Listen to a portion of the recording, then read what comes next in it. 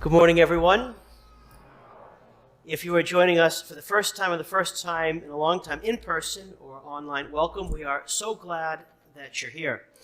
In fact, yesterday at the Vigil Mass, there was a family who had been with us from Maine online for the last 2 years, and they just happened to be with us in person, so that was pretty cool. So if you're here for the first time, welcome. We're glad. In John chapter 10, verse 10, Jesus says, "I came that you might have life, and have it more abundantly." At Ascension Parish, our mission is to help you, to help people along the path to a better life through Jesus Christ, to enjoy that abundant life that Jesus promises.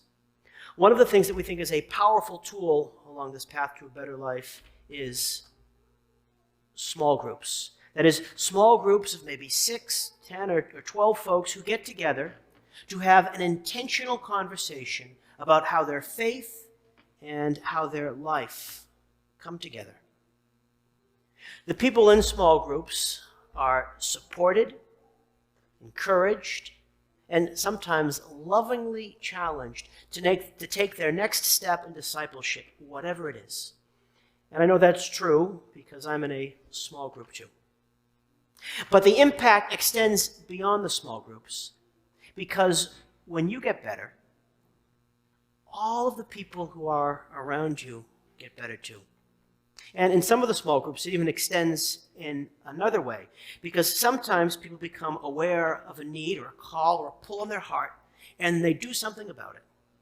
Like one of the small groups who found out that a family of refugees from Afghanistan had moved to Maynard, and they decided to pull together to help raise some money to give this family some seed money as they're just starting off in a new place.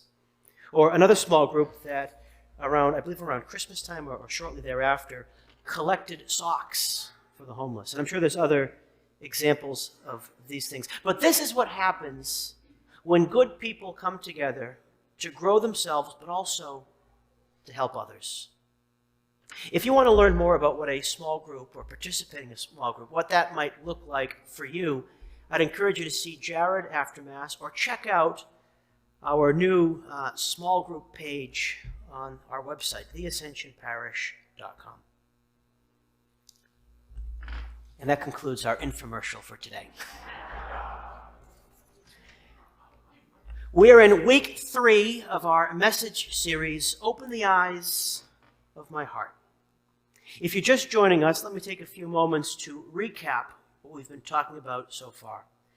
In his letter to the Ephesians, chapter 1, verse 18, St. Paul writes, "May the eyes of your hearts be enlightened."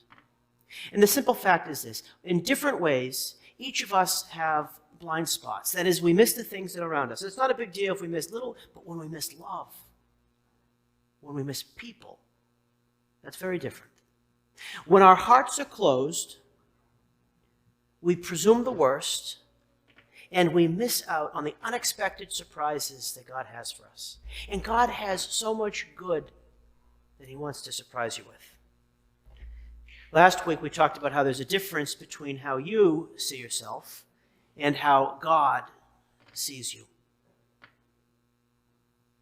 Maybe you see yourself as better than you are, or maybe you see yourself as worse than you are. But to God, you are someone with potential, someone who is worth all of the blood that Jesus shed on the cross.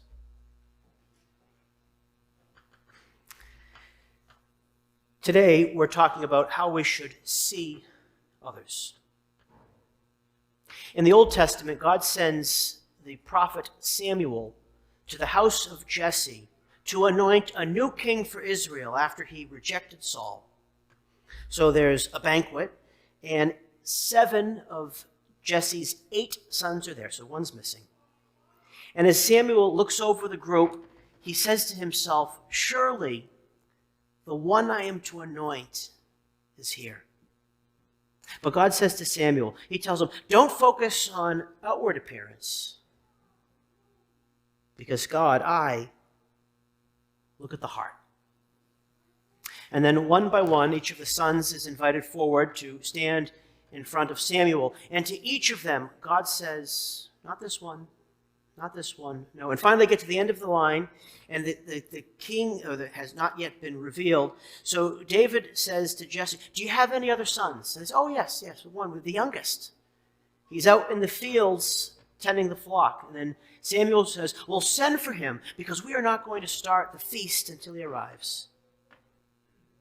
And the youngest, David, comes in. God looks at his heart. And then he tells Samuel, this is the one. Anoint him as king of Israel. Samuel starts off by doing something that we do all the time, whether we do it consciously or unconsciously. That is, we judge books by their covers. We barely scratch the surface. We see only something about someone, and then we think we know everything about them.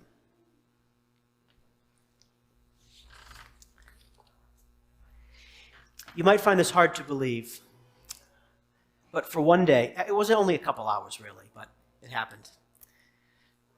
When I was in college, I cut my hair into a mohawk.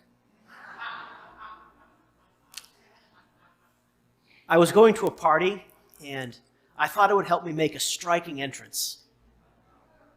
And it did. But before I got to that party, I had a couple of errands I had to run. And then I learned very quickly that you're not taken seriously when you have a mohawk. Too often we see something, just one thing in someone's appearance, and we think we've got them figured out. It could be the color of their skin. It could be the way that they dress.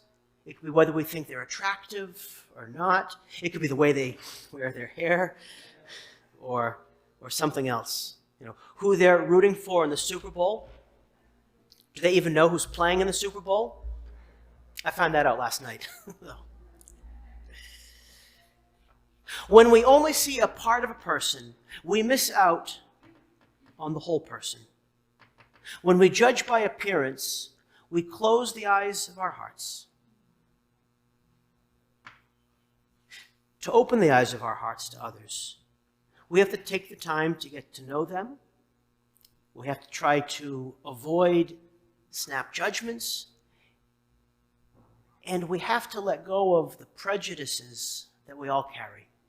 And like it or not, each of us in some way carries prejudices. And this posture of openness that we need, it begins in our hearts.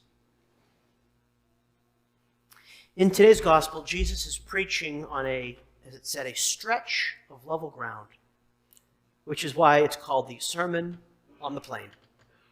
The crowd is made up of Jesus' followers, as well as folks from Jewish and non-Jewish territories, which is significant because usually these two groups were at odds.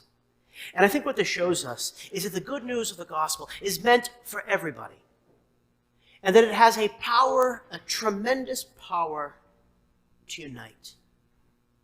And God doesn't give up on anybody, so neither should we. The sermon consists of blessings and woes. And for each of the 4 blessings, there was a corresponding woe. And basically what Jesus is doing is he's instructing us what it means for us to be a follower of him.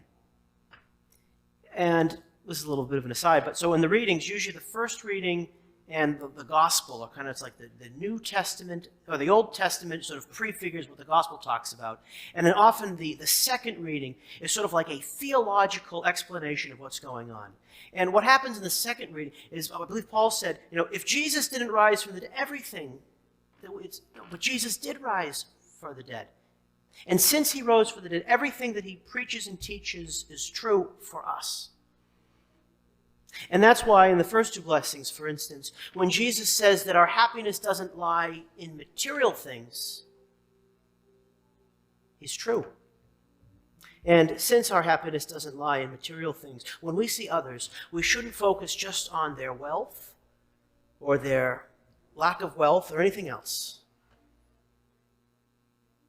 But if we listened and we take them as a whole, each of the blessings that Jesus talked about today were really the inverse of where we would think that happiness would be found. Because Jesus says our happiness isn't found in riches, nor in gratification, entertainment, or fame. And is made clear by the contrasting woes, our happiness can only be found in God. So for us to open the eyes of our hearts to others, we have to view them in faith. We have to push ourselves, not to judge by appearances, but to try to be like God and look at their hearts. But even more than that,